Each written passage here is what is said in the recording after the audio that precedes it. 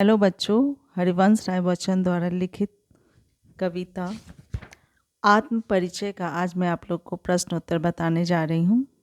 हरिवंश राय बच्चन, जिनका जन्म 1907 ईस्वी में इलाहाबाद में हुआ।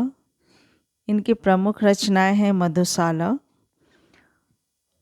मधुकलश, निशा निमंत्रण, एकांत संगीत, आकुल अंतर, मिलन यामिनी, सतरंगिनी, आरती और अंगारे, नए पुराने, झरोखे, टूटी फूटी कड़ियाँ, क्या भूलूं क्या याद करूं, भीड़ का निर्माण, फिर बसेरे से दूर, यस द्वार से सोपान तक, हैमलेट, जनगीत, मैकबेथ, प्रवासी की डायरी।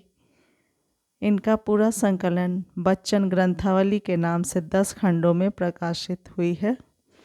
इनका निधन 2003 मुंबई में हुआ। ये इलाहाबाद विश्वविद्यालय में प्राध्यापक, आकाशवाणी के साहित्यिक कार्यक्रमों से संबंधित, फिर विदेश मंत्रालय में हिंदी विशेषज्ञ रहे। दोनों महायुद्धों के बीच मध्य वर्ग के विक्षुब्ध विकल्प मन को बच्चन जी ने वाणी का वरदान दिया।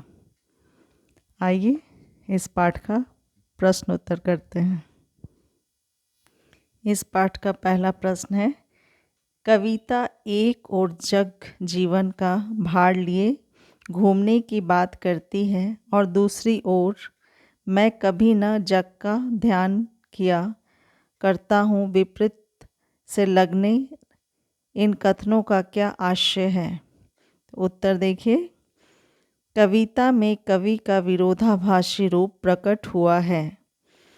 कवि कहना चाहता है कि संसार से उसका नाता प्रीति कलह का है।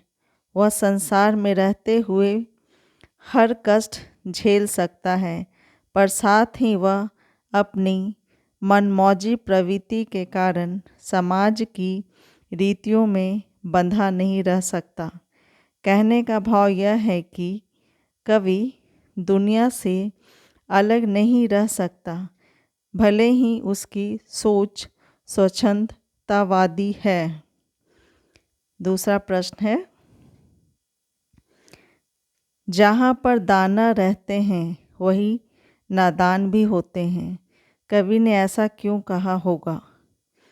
कवि ने ऐसा इसलिए कहा होगा। उत्तर है, कवि ने ऐसा इसलिए कहा होगा क्योंकि इस दुनिया के मर्म को कोई नहीं समझ पाया।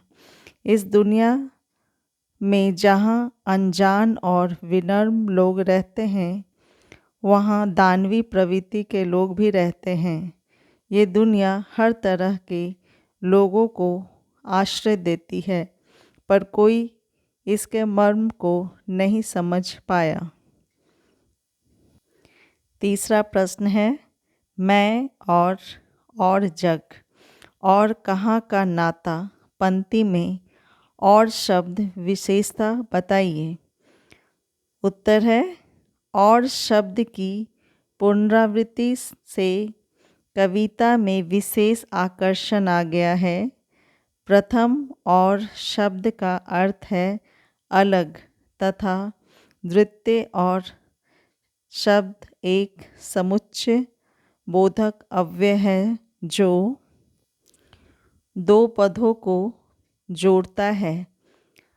अंततः यहाँ और शब्द की पुनरावृत्ति और भिन्न अर्थ होने के कारण यमक अलंकार का चमत्कार उत्पन्न हुआ है और शब्द की वक्ता देखते ही बनती है।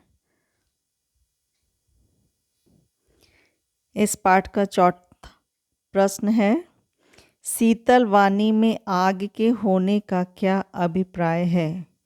इसका उत्तर देखिए। शीतल वाणी में आग के होने का अभिप्राय वाणी में अपने विचार अभिव्यक्त करता है, तथापि उसकी इस वाणी में विरोध का स्वर है। वह आग से भी अधिक विनाशक और प्रलयकारी है। पांचवा प्रश्न है,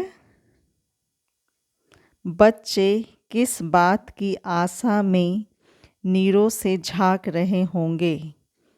इसका उत्तर है बच्चे अपने संरक्षकों के द्वारा लाए जाने वाले चूगे की आशा में नीरों से झांक रहे होंगे।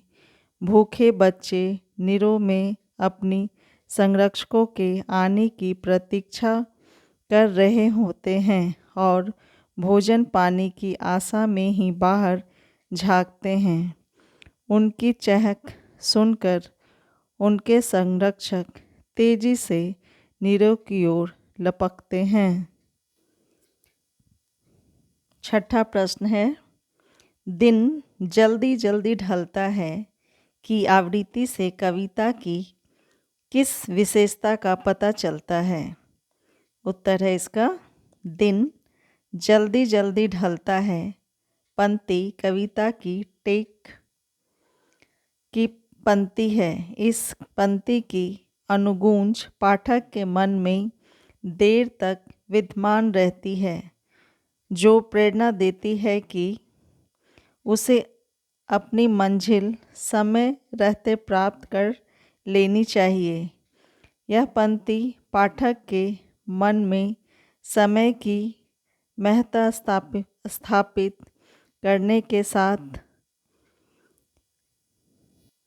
कार्य जल्दी पैदा करने की जज्बा भी पैदा करती है। कार्य जल्दी करने की जज्बा भी पैदा करती है। उम्मीद करती हूँ कि हरिवंश राय बच्चन द्वारा लिखित कविता आत्म परिचय और दिन जल्दी जल्दी ढलता है आप लोग को समझ में आ गया होगा। Thank you.